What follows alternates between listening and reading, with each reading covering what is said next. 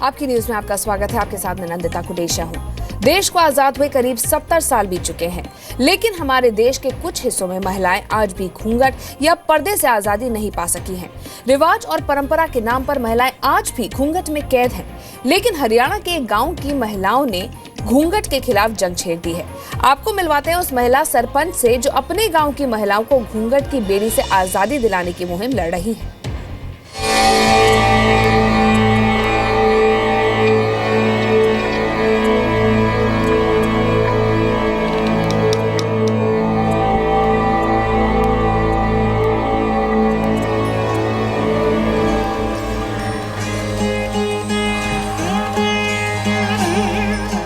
ये है हरियाणा के फरीदाबाद जिले का गांव धौज।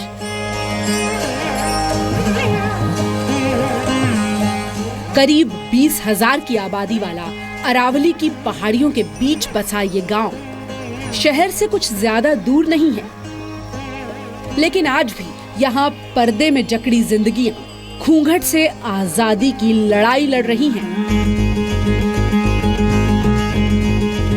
धर्म कोई भी हो, लेकिन पर्दे का रिवाज यहाँ सब के लिए एक जैसा है।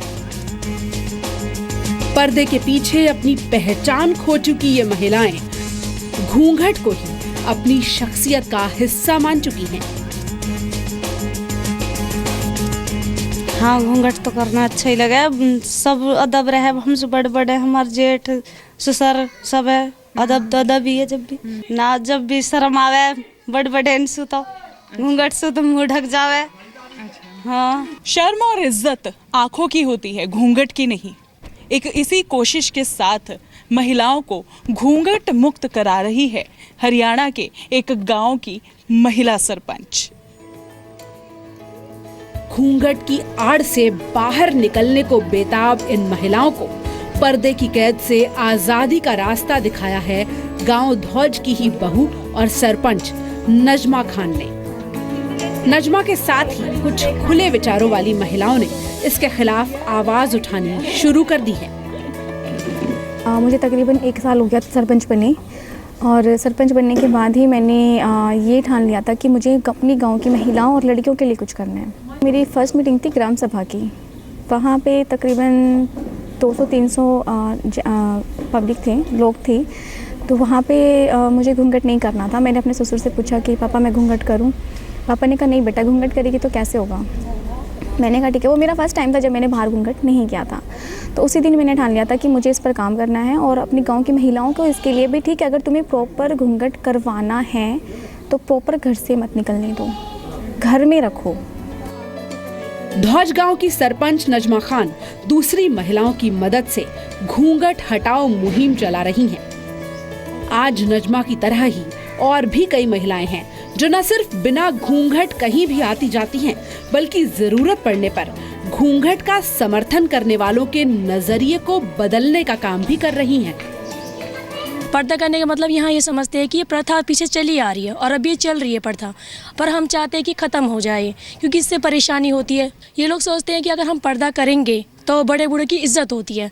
तो मैं चाहती हूँ अगर बिना पर्दे किए मैं सर पे ऐसे रख के बड़े बूढ़े की इज्जत नहीं कर सकती, कि ये बताओ। नहीं होना चाहिए। हम बाहर भीतर जाते हैं तो ना भी करते हैं, घर में। क्यों नहीं होना चाहिए आपको लगता है? क्योंकि सबके लिए हम बाहर भीतर जाते हैं। हमारे जब गांव की सरपंच है यहाँ भी, और काफ़ी जी के भी आई हैं गांव की सरपंच हैं, वो नहीं करती हैं, बाहर मीटिंग में जाती हैं। जैसे दिल्ली की रहने वाली नजमा शादी के बाद धौज गांव में अपनी ससुराल में ही रहने लगी। शादी के बाद जब वो ससुराल पहुंची तो यहाँ उन्होंने सभी औरतों को पर्दा करते हुए देखा। इसे देखते हुए नजमा ने भी पर्दा करना शुरू कर दिया।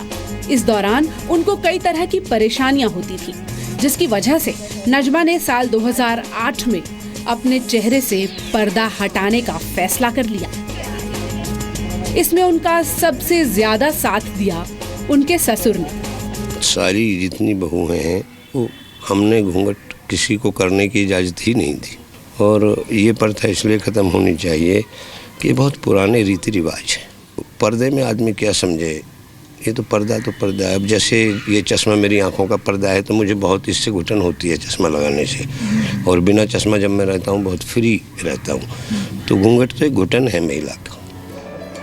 नजमा ने जब घूंघट हटाने का फैसला लिया तो उन्होंने तय किया कि वो दूसरी महिलाओं को भी इससे आजादी दिलाएंगी। इसीलिए उन्होंने घूंघट हटाओ मुहिम की शुरुआत की। अभी मुझे देखकर मेरी उम्र की जो यहाँ पे महिलाएं हैं, उनमें से कुछ महिलाएं ऐसी जिन्होंने घूंघट छोड़ दिया है, लेकिन कुछ महिलाएं ऐसी जो छोड़ना चाहती हैं पर छोड़ नहीं पा रही हैं क्योंकि उनके पास किसी का सपोर्ट नहीं है। तो उनको मैं मोटिवेट करती हूँ और उनको समझाती हूँ और उनको बल्कि ये भी कहती हूँ कि अगर वो जॉब करना चाहती हैं या नौकरी करना चाहती हैं, मैं उनके साथ हूँ। जिस तरह नजमा को पल्लू से आजादी में परिवार का साथ मिला, वैसे ही गांव की और महिलाओं के परिवारों ने भी उनका साथ दिया। ये महिलाएं आज बिना घूंघट के रह रही हैं। जरूरत पड़ने पर घूंघट का समर्थन करने वालों के नजरिए को बदलने का काम भी कर रही हैं।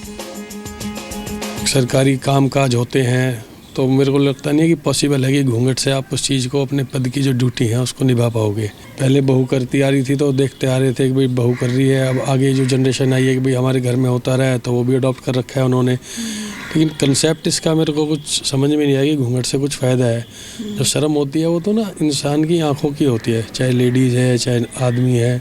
ऐसा लगा यहाँ गाँव के माहौल में आने के बाद कि 47 में देश आज़ाद हो गया, लेकिन लेडी अभी तक आज़ाद नहीं हुई। बट नजमा ने ये रूल निकाला सरपंच ने आज़ादी के लिए, तो हमें बहुत अच्छा लगा। नजमा के मुताबिक गांव की हर महिला घूंघट से आज़ादी चाहती है, लेकिन समाज और परिवार के डर से बात जुबान पर लाने से डरती है। इसीलिए इसे शर्म और इज्जत का नाम दे दिया गया है। आपको लगता है कि घूंघट होना जरूरी है? हाँ जरूरी है।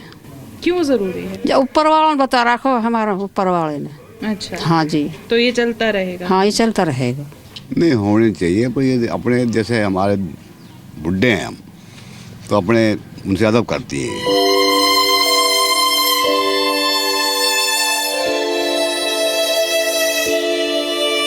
लाज का घूंघट तो इंसान के अंदर होता है, न कि चेहरे पर।